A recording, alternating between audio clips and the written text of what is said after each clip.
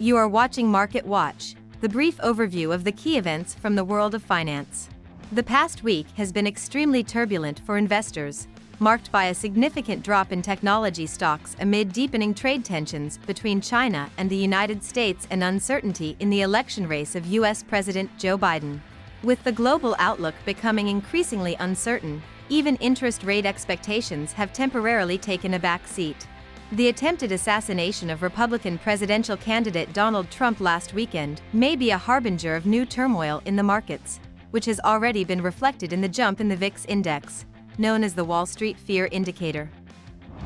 The cautious mood in the market provided support for the dollar as a safe asset on Friday, which allowed it to break away from a 4-month low reached amid rising bets on an early easing of the Federal Reserve's policy.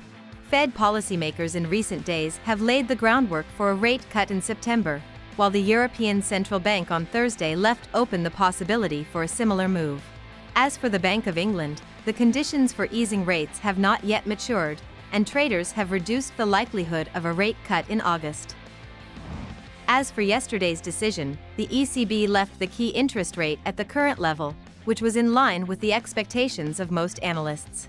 At the same time, the regulator stressed its commitment to maintaining economic stability in the face of ongoing inflation and economic uncertainty. In an accompanying statement, the ECB also indicated its readiness to take additional measures to ease monetary policy if necessary. The euro reacted with a decline against the US dollar, thereby returning inside the range between the zones around 1.0650 and 1.0950. And now to the oil market.